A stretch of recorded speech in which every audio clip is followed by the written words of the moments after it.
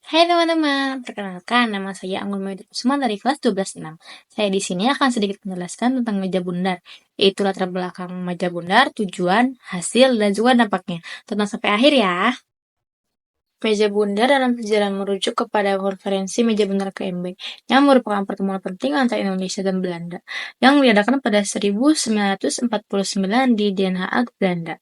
Konferensi ini memiliki peran penting dalam sejarah Indonesia karena menjadi langkah utama menuju pengakuan internasional atas kemerdekaan Indonesia oleh Belanda setelah melalui perjuangan panjang dalam Perang Kemerdekaan Indonesia. Setelah Indonesia memproklamasikan kemerdekaannya pada 17 Agustus 1945, Indonesia terlibat dalam perang kemerdekaan melawan Belanda yang ingin kembali menguasai Indonesia. Setelah berbagai upaya diplomasi dan perang yang panjang, Indonesia dan Belanda sepakat untuk melakukan perundingan yang akhirnya berunding pada konferensi meja bundar. Pada waktu itu, Indonesia dipimpin oleh Soekarno dan Hatta, sementara Belanda dipimpin oleh delegasi yang dipimpin oleh Herman van Rompuy. Perundingan ini dimulai setelah adanya tekanan internasional, terutama dari pihak Amerika Serikat dan negara-negara lain yang menginginkan agar konflik Indonesia-Belanda segera selesai.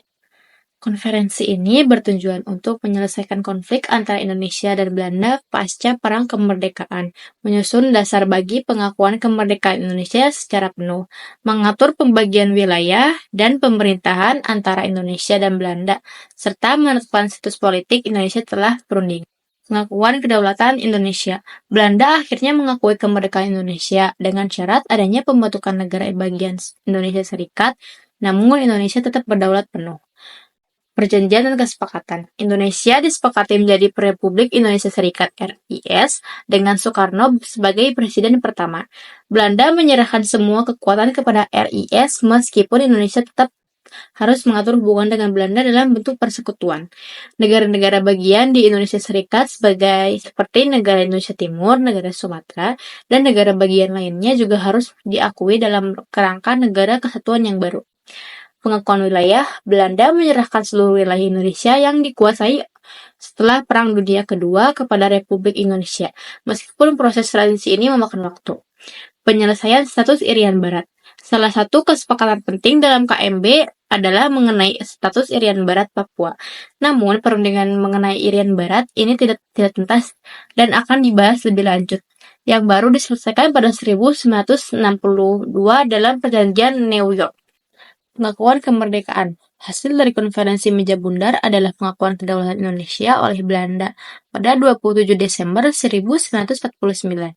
Ini merupakan pencapaian penting dalam perjuangan Indonesia untuk menjadi negara yang merdeka dan berdaulat. Transformasi politik. Indonesia meskipun awalnya terbentuk sebagai negara bagian dalam Indonesia Serikat, akhirnya menjadi negara kesatuan Republik Indonesia pada 1950 setelah pembubaran RIS. Pengaruh internasional. KMB menjadi contoh penting bagaimana tekanan internasional dan negosiasi diplomatik bisa menyelesaikan konflik politik dan mengakhiri perang. Gimana nih, kamu udah tahu kan kisah dari konferensi meja bundar, mulai dari latar belakang, jalannya perundingan, hasil, serta dampak, dan pengaruhnya bagi Indonesia. Segitu aja dari aku, thanks for watching, bye-bye!